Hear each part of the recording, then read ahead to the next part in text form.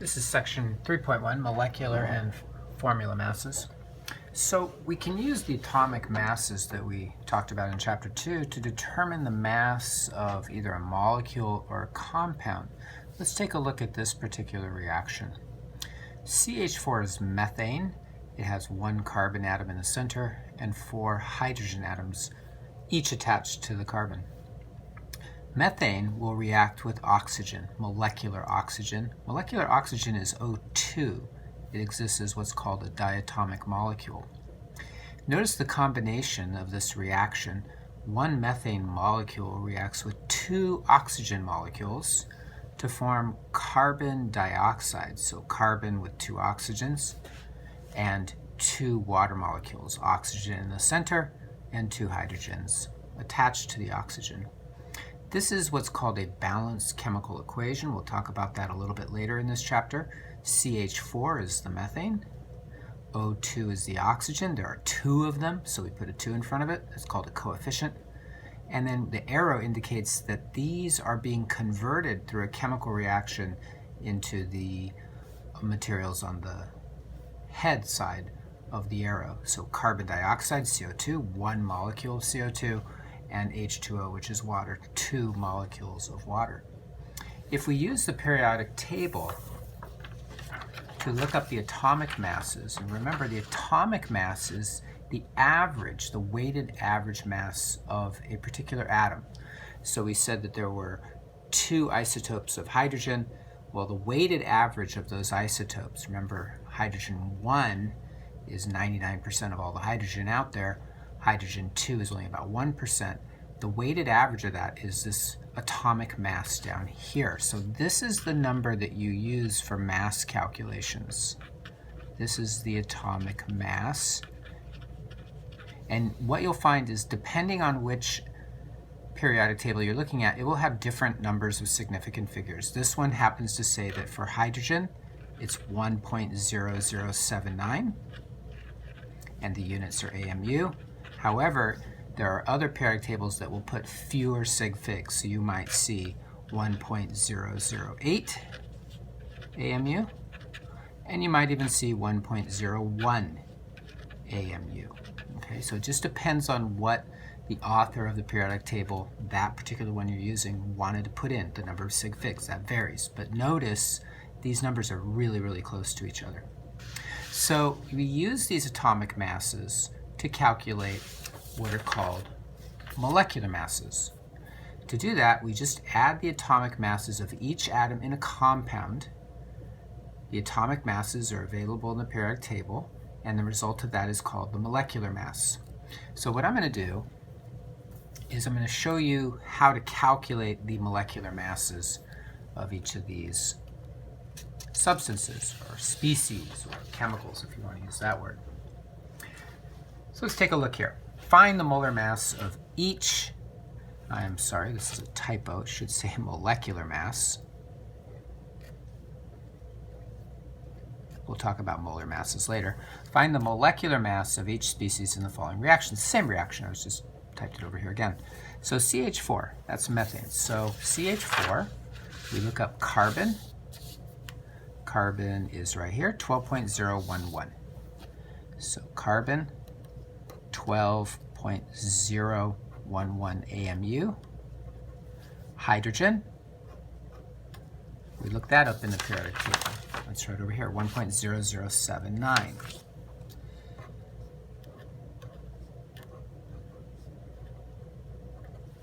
Now we have oxygen here. Oxygen, element number 8.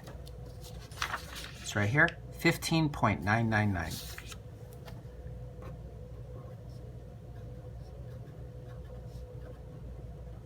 Okay, and those are actually all of the elements that are in this reaction, because in a chemical reaction, the reactants are converted into products, so we can't create new elements on the product side. Once you know which elements are in the reactant side, they should be the same on the product side. So let's take a look at how we go about calculating the molecular mass of each of these substances. Let's try the methane first, CH4. Very simple. You add up the atomic masses. That's these over here.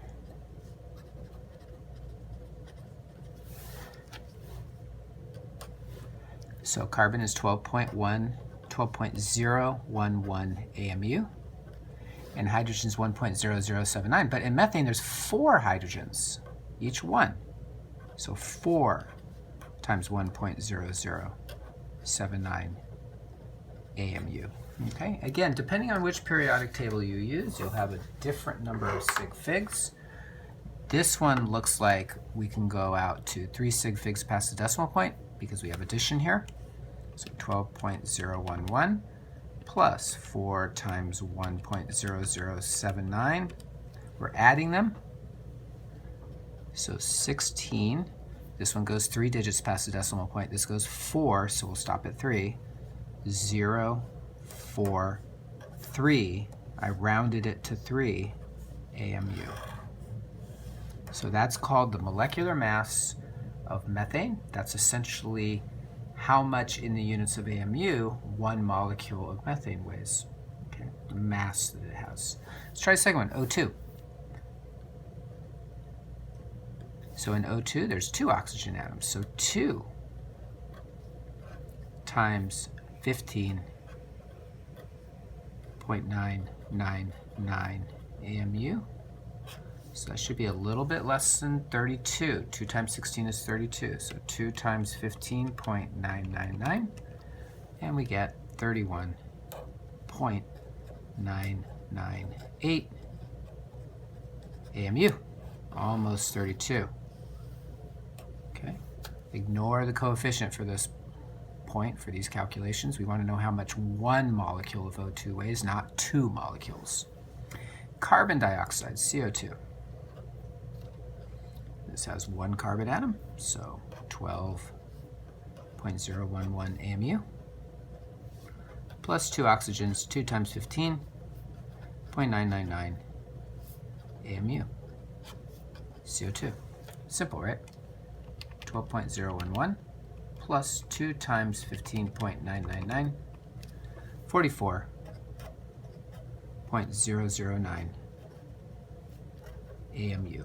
Notice 3 sig figs past the decimal point, 3 digits past the decimal point. It actually has 5 sig figs.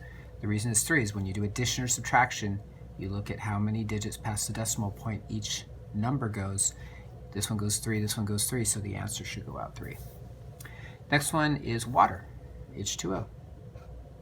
If you do enough of these, you'll memorize, actually. You'll remember some of the molar masses. It's not uncommon for someone who finishes the next semester of chemistry to know, oh yeah, oxygen, that's 32. Carbon dioxide, that's 44. Water, that's 18. You'll know those things if you practice them, which you want to do. 2 hydrogens, so 2.1079 AMU. Just using these numbers up here from the periodic table. Oxygen, 15.999 AMU. So 2 times 1.0079 plus 15.999, and you get 18.015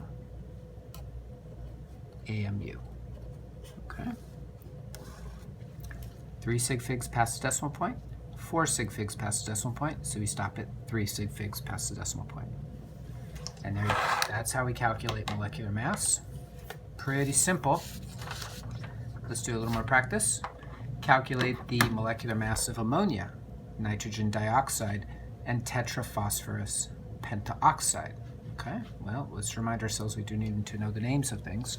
Ammonia is one of the 2 common substances we asked you to memorize, water being H2O and ammonia being NH3. So nitrogen, look that up here. There it is, 14.007. So 14.007 plus 3 hydrogens, so 3 times 1.0079. That's all in AMU. Okay, so it's going to be somewhere around 17. 3 digits past the decimal point would be our limit. 14.007 plus 3 times 1.0079, and you get 17.031 AMU. Ammonia is knocked off. Nitrogen dioxide. Remember, this is a molecular compound, so nitrogen, N, dioxide. You got to memorize those prefixes. Di is 2, O2, nitrogen dioxide. 14.007 plus 2 times 15.999 AMU. So this is going to be about 3246, somewhere around 46. 46. 3 sig figs past the decimal point for each of them, so 005.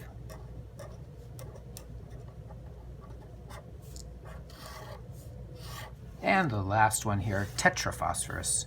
Phosphorus is P, tetra is 4, penta is 5, oxide, O.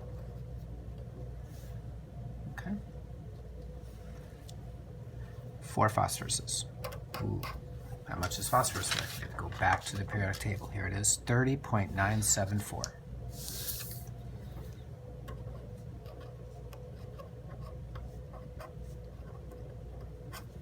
Five oxygens. We've done oxygen a lot.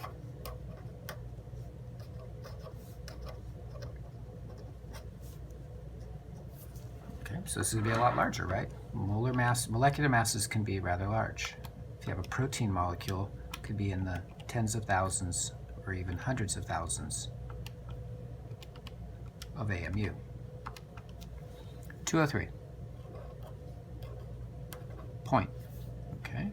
3 sig figs past the decimal point, so 891. And there we go. Okay. It's relatively simple. That's called the molecular mass. First you determine whether the compound is a molecular compound or whether it's just a molecule of an element. And then you look up the atomic masses, and then you add up the atomic masses of each atom in the molecule. And there you go. You've got the molecular mass, and the units are in AMU. Let's remind ourselves that 1 AMU is a really small mass. 1.661 times 10 to the negative 27 kilograms. Tiny mass, right? These are very, very small masses, but we can calculate them from the periodic table.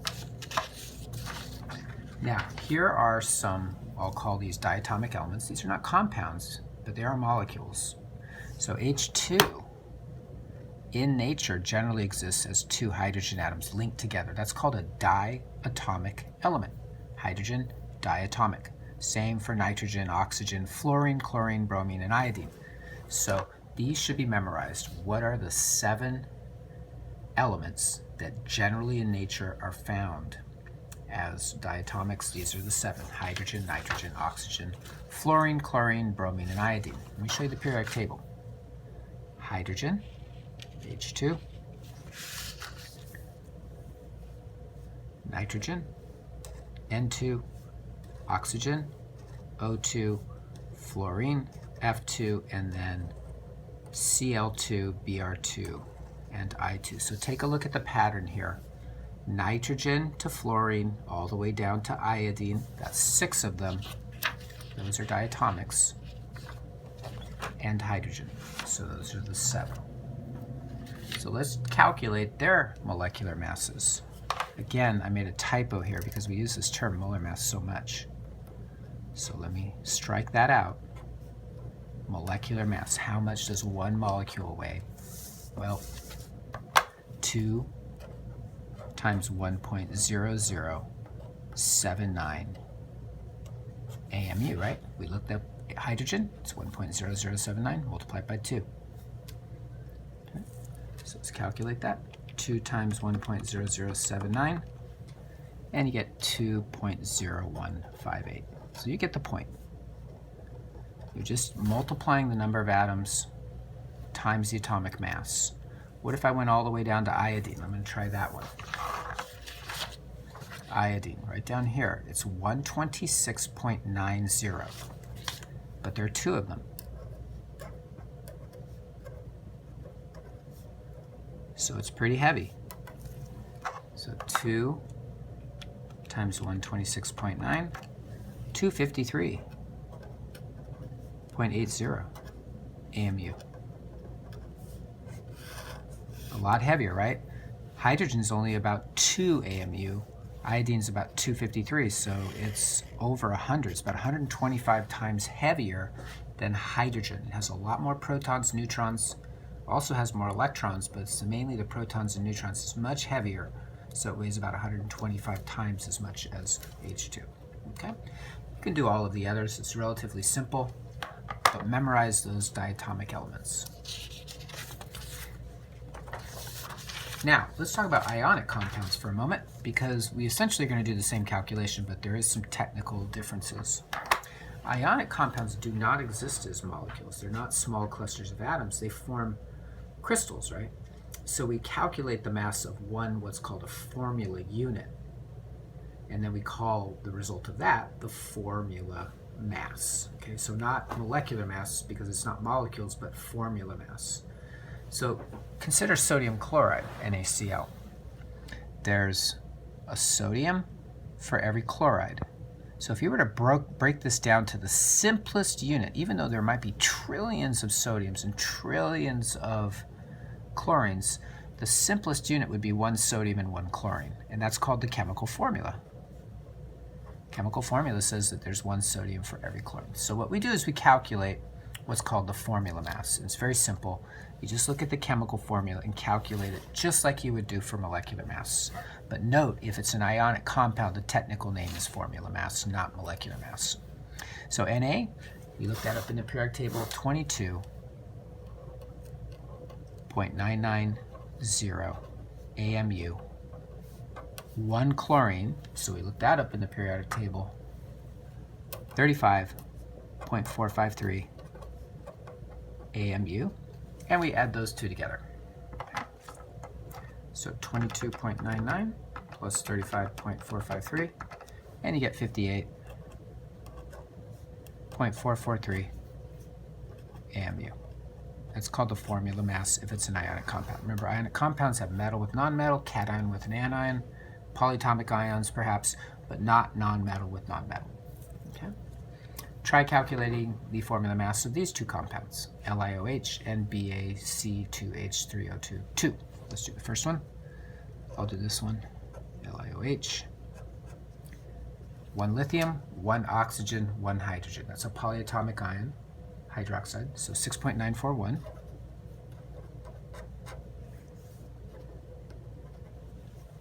Oxygen, of course, is 15.999. And hydrogen is 1.0079. And we add those together. So 6.941 plus 15.999 plus 1.0079. And we get 23.948. Notice 3 sig figs past the decimal point for those two. AMU. Okay. So that's called the formula mass. That's how much one unit of LiOH weighs. The second one is barium acetate. This is heavier and it has more elements in it. So let's try this one. Notice this is a polyatomic ion here, acetate, and there's two of them. So you have different ways in which you can do this. I'm going to first calculate or determine the atomic mass of barium from the periodic table. Barium is 137.33. Carbon, we've done that one already, 12.011. Hydrogen, of course, is 1.0079. And oxygen is 15.999. So you look those up first, and then you can start adding them up. So there's one barium.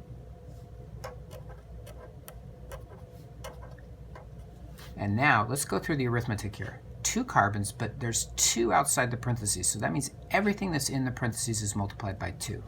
So 2 times 2 is 4. Okay? Whatever's inside the parentheses, if there's a number after it, as a subscript, you multiply that number by all the subscripts inside, because this means there's 2 acetates. 3 times 2, 6 hydrogens. 2 times 2, 4 oxygens.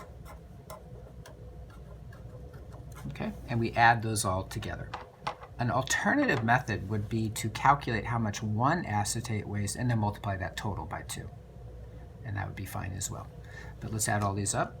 137.33 plus 4 times 12.011 plus 6 times 1.0079 plus 4 times 15.999, and you get 255. 2 sig figs past the decimal point. That's our limiting, so you have to round it off to 42 AMU. Atomic mass units. Okay?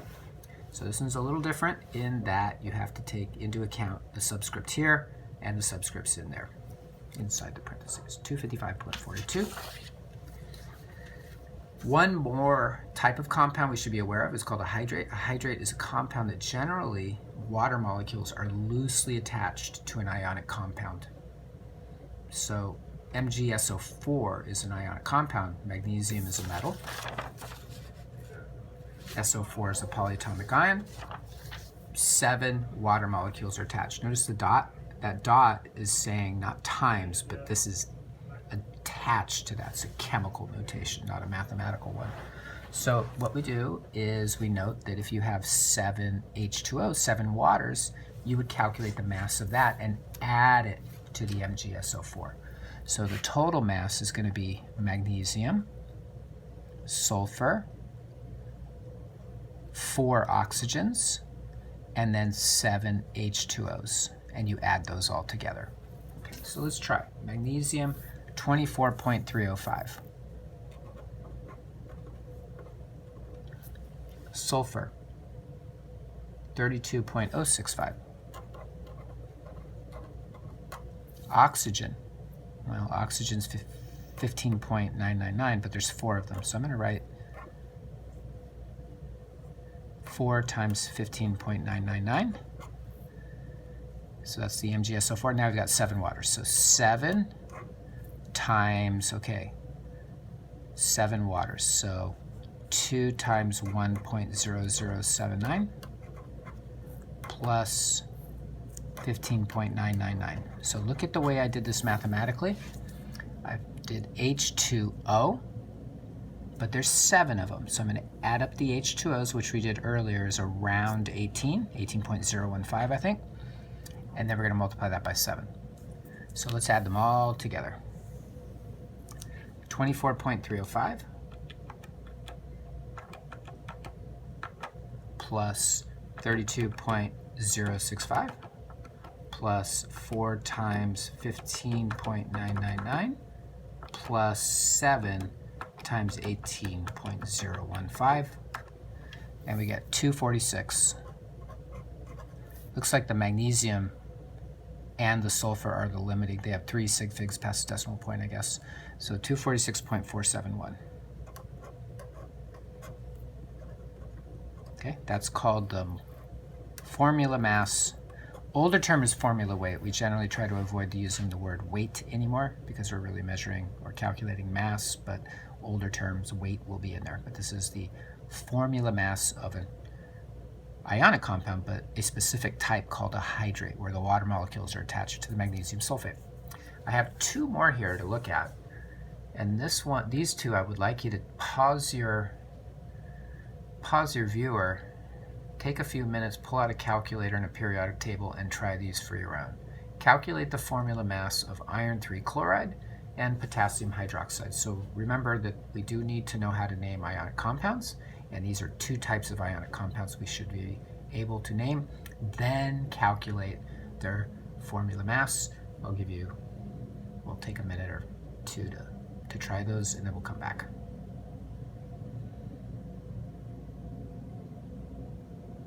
Okay, so let's try iron 3 chloride. Iron is Fe. Charge is +3, right? That 3 means that's the charge. Chloride, right there. -1, right? Let's remind ourselves, -1, -2, -3. So Cl negative. These charges are not equal and opposite. How many -1s does it take to balance 3 positives? 3 of them, right? 3. -1, -2, -3 will balance that. So FeCl3. Now we can do the formula mass. So let's look up iron. Iron is a transition metal, 55.845.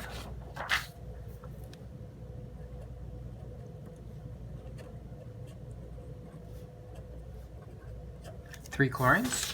Chlorine is 35.453.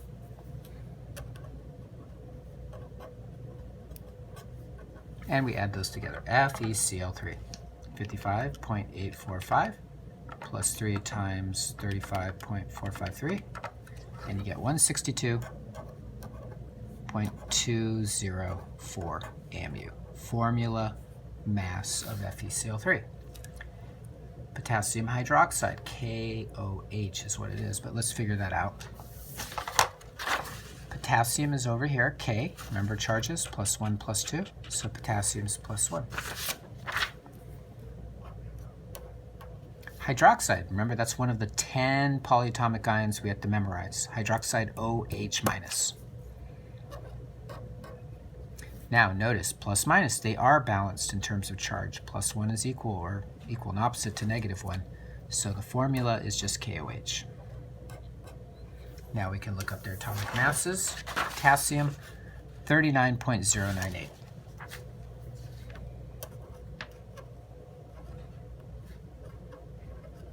Oxygen, 15.999. Hydrogen, 1.0079. That will give us the formula mass of this ionic compound, 39.098 plus 15.999 plus 1.0079, and you get 56.105 AMU. Sounds good? That is section 3.1, which is how to calculate the molecular mass and formula mass of molecular compounds, diatomic elements, and then for the formula mass, it's ionic compounds, also including hydrates. Notice naming compounds, being able to write their formulas from their names is something we want to be able to do as well. Okay, so practice the sample problem in this section, sample problem 3.1, along with the practice problem A and B, and continue to do end of chapter problems. There should be quite a few problems you can look at in terms of this, get good at it, and you'll be able to use that later on in the course.